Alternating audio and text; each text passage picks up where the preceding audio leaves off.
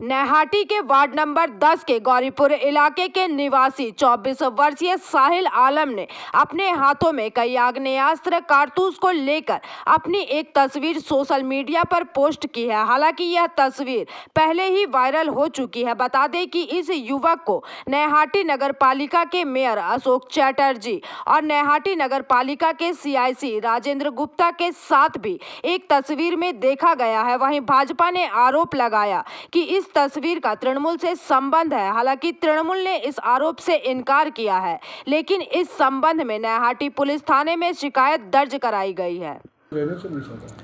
বলছি তা সেখানে সেই সামাজিক প্রোগ্রামে গেছিলেন, সেখানে বেশ কিছু মানুষের ভিড়, সেই ভিড়ের মধ্যে ওই ছবিটা। তার মানে এই নয় যে পৌরপ্রধান এটাকে কোনো রকমভাবে প্রশ্রয় দিচ্ছে।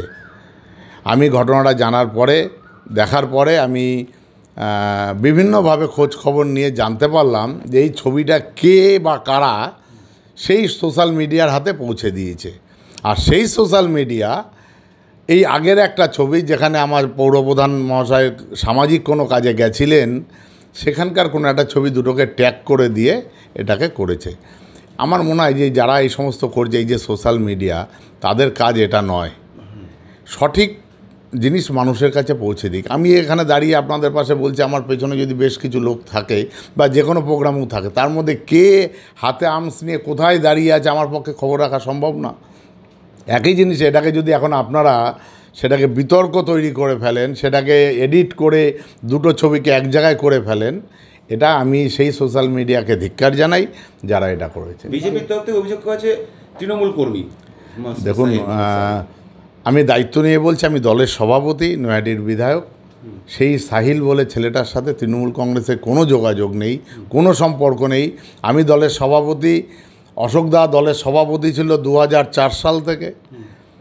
আমরা কোনো দিন এই ছেলেটাকে দলের কোনো করেছি।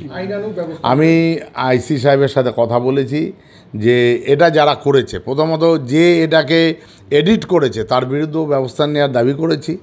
যে কোনো মতেই একজন পৌরপ্রধান তার সামাজিক যে সম্মান, সেই সম্মানটাকে নষ্ট করলো সেই সোশ্যাল মিডিয়া, তার বিরুদ্ধেও ব্যবস্থা নেওয়ার দাবি করেছে। আমি লিখিত আজকে দিচ্ছি ICর কাছে। এবং যে ছেলেটা এই হাতে আর্মস নিয়ে রয়েছে, এগুলোকে কোনো মতেই প্রশ্রয় দেওয়া যায় না। তাদেরকেও আইনানুগ যা ব্যবস্থা নেওয়া সেই ব্যবস্থা আপনি গ্রহণ করবেন।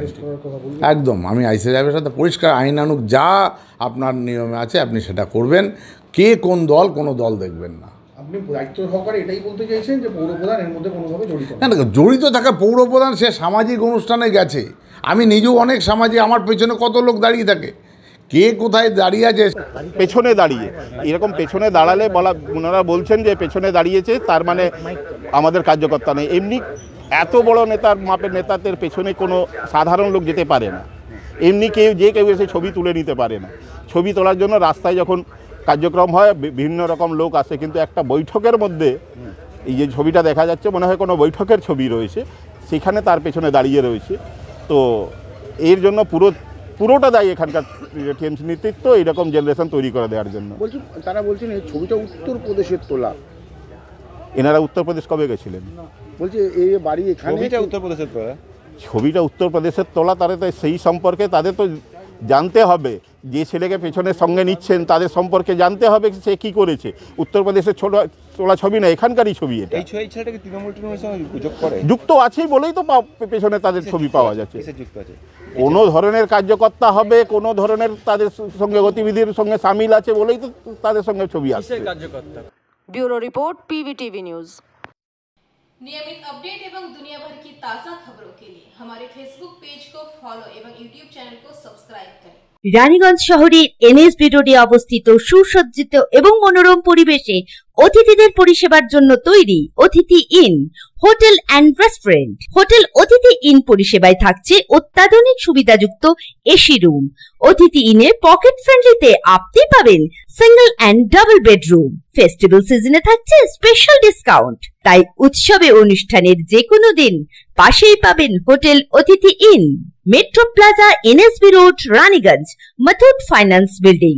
যোগাযোগ করুন এই নাম্বারে 7872933666 এবং 9434133666।